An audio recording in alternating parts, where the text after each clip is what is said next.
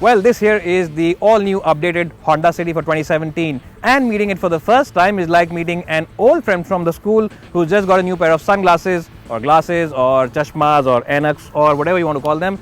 And my point is that the changes on this car are really very subtle. You know that something is different, but what is it exactly? You can't really pinpoint. So I will explain the changes to you on the outside. Well, as you can see, it gets a new design for the headlamps, which now get LEDs in them. You also get new fog lamps, which also have LEDs. And the grille now is a lot more subtle. It's got a little less chrome, and the bumper also has been slightly tweaked to make it look a lot more modern as well as sophisticated. On the sides you get an all new alloy wheel design which looks very premium, and the top of the line version for the first time now comes with 16-inch wheels along with 185mm section tires, which should help the ride quality. Well, so those are the changes on the exterior. What about the interiors? Let's step inside and check them out. Well, so let's start off by talking about the boot on the new Honda City. Now, in terms of space, it's exactly as the old car was, and it is a very, very good boot in terms of its shape as well. The aperture is nice and wide. There's a bit of a loading sill over here, but it should not be too much of an issue because it is a deep boot. And for the first time, Honda have added a lot of cladding over here. If you are someone who's been in the old City, this generation's last version, then you would have noticed that this part was left completely blank, and you could see, of course, the metal over here. But Honda, in their aim now to make this car look and feel more premium, have finally given it a lot of cladding to really make it more upmarket. And if you are someone who has to quickly transport your mother-in-law back to the airport, then this is a car which should be pretty good at doing that. Well, here I'm inside the cabin of the new Honda City 2017, and the first thing you will notice is that the quality inside the cabin has been improved quite dramatically. You also get a lot of soft touch materials over here, and even the top of the door pad is now made of softer plastics than before. So overall, this car feels a lot more posh and upmarket than the outgoing Honda City. And you also get a big improvement in terms of the features list, which is the fact that this car now comes with a touchscreen panel for the infotainment system. Honda calls this the DigiPad, and essentially it is an Apple iPad-like device. It's a 7-inch display over here, which is very nice to operate and very intuitive as well, and it gets a lot of features including navigation. And talking about features, this is one of the best cars in terms of safety kit. You get ABS, EBD as well as 2 airbags as standard all across the range. So one of the better cars, in fact the best car in this segment in terms of safety kit. Well, what Honda hasn't changed inside the car is the fact that you get the same comfortable and very sumptuous seats. These seats really are very good in terms of cushioning as well as overall support. Support for the lower back is excellent. Support for your under thighs is very good. And the seats inside the City are so good, in fact, in terms of comfort, that even if you do a Delhi to Chandigarh trip or even longer than that, even if you travel about 6 or 8 hours, you will come out of this car very fresh and won't be tired in the least. Since we are Autoportal, we will of course talk about practicality as a priority in all our videos, and it's no different with this one. So in terms of overall storage spaces, the City is very good. You get this huge box over here where you can of course keep your Enoch as well as your cell phone and wallet. It is a very, very deep glove box. You also get these 2 cup holders over here where you can keep those Diet Coke cans, and you also get big door bins where you can generally house that bottle from your home. And why do I talk about bottles? Well, simply because when you are of course doing a Delhi, Chandigarh or any long trip, you will of course need water, and even if you are of course traveling from your home to your office, you will need that water bottle, because these days it takes at least 1 or 2 hours to travel, and the summer really is pretty bad. So that's why we talk about practicality as well as water bottles over here in Autoportal. Well, here I'm in the back seat of the Honda City now, and I have adjusted the front seat for someone who's about 5'7" or 5'8", which is really the height of an average Indian with their shoes on. I know on the net you'll find 5.5 is the official height, but with the shoes on, you get a little bit of a couple of inches there, here and there. So overall, 5'7", 5'8" is usually what the height of most people is. And as you can see, you have massive amounts of room over here. I am 5'10", as you know, and headroom is also more than adequate. Now there is a very small lump in the floor panel, but it's really very small. It's very marginal. So what that means is that whoever's going to sit here has plenty of place to keep his feet and stretch them. And if you are someone who's taller, if you are someone who's 5'10" or 5'11", like me in my shoes, then you can always adjust the seat like I have for someone who's that height. And even then, you have plenty of knee room, and headroom is more than adequate as well. So overall, a great place to be in the second row of the Honda City. And if you are someone who is a bit of a gadget freak like me, then you also get 2 charging outputs over here. You get 2 12-volt sockets where you can of course charge your iPads or iPods or even your laptop computer, and you also get these AC vents for that added bit of luxury.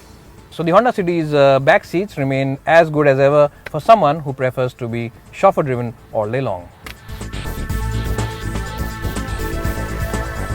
Well, so here I'm driving the Honda City now, and this car comes with the same set of engines. You still get the same 1.5 litre diesel as well as 1.5 litre petrol engines. The petrol is very good in terms of power output. It's about 118 bhp, and the diesel still makes a very commendable 100 bhp of power, which are very good figures considering the size and class that this car is in. Well, Honda has taken in a lot of customer feedback, especially for the diesel engine, and what they have done now is that they have added a lot of sound deadening material all around the chassis of this car to make sure that the engine's noise and vibration levels are well under control.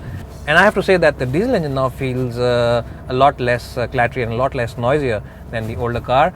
And even though the typical diesel engine clatter is still heard, it can be heard, it is now a distant hum rather than that constant buzz that it was in the earlier car. So that's something which is very good. But for that everyday commute to office and back, it is a car which is pretty okay and pretty acceptable in the noise level department. Well, the diesel engine suffers from a little bit of turbo lag, and it starts becoming responsive only after around 2000 rpm, which means that you will have to use the gearbox quite a lot if you are stuck in stop-go city traffic.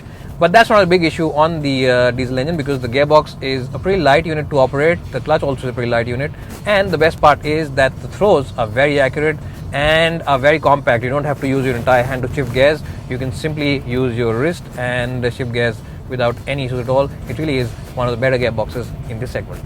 Well, the petrol motor is also a very sophisticated engine. It's an iVTEC motor, remember, which uses a lot of sophisticated technology to get all that power out, and it's also a very fuel efficient engine. Well, both the petrol and the diesel are very good in terms of fuel efficiency. Well, talking about the performance of the petrol engine, it is by far one of the best petrol engines in this segment. And why is that? Well, this engine simply loves to rev. It revs all the way up to 6,500 rpm without any problems, and power starts coming out from a very low rpm. It starts developing its power from roughly about 1200 or 1300 rpm, which is very good for city driving. And even on the highway, there's lots of power available above 5000 rpm, which is a great thing for someone who enjoys to overtake that slow moving truck. So a great engine overall. And if you're a keen driver, you'll simply enjoy the rev happy nature of the petrol engine. It is an engine which simply enjoys being revved hard. Well, most of the journalists will tell you that this isn't really a great car for keen drivers because the steering wheel is not as accurate or as feelsome as it should be. But to be honest, no one who's buying a Honda City will buy it because you can chuck it around the track. They'll buy it more for ease of operation as well as hassle-free driving in the city. And in that department, the Honda City's steering wheel is really very good. And despite being light, it's a steering wheel which won't really make you feel nervous because it has decent feel and decent weight in it when you take it out on the highway. And this car feels decent in terms of stability out on the open road, because remember, it has a long wheelbase, so stability is pretty good. And now with the top of the line version getting 185mm section tires, it does feel slightly better in the braking as well as overall stability department than the last version. Well, you can also choose a CVT option, which is a great option to choose if you want completely hassle-free driving. And it comes with a 7-speed torque converter. Yes, Honda offers a 7-speed torque converter so that you feel very engaged while you are driving that car. And it's a car which really does take out the hassle of driving on a daily basis when you're, of course, stuck in that chock-a-block city traffic. Now, in terms of ride comfort, this car is one of the better cars because it has a very good suspension setup. Even if you are in the city doing slow city speeds, you won't really have to slow down for those rumble strips in the middle of the road. And even the badly patched up roads don't really have too much of a threat on this car because you can negotiate over them without too many issues.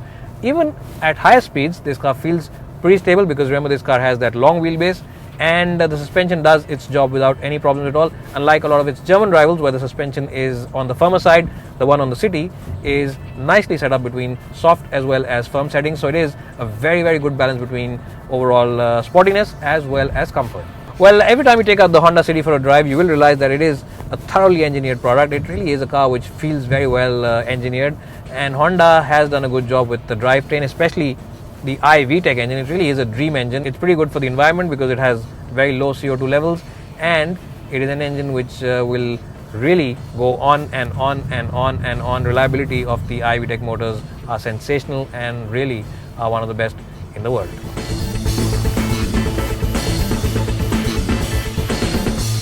Well, so the new City really does feel a lot more posh and a lot more upmarket and premium than ever before. And these small and big changes really do make it feel like a more luxurious product than before.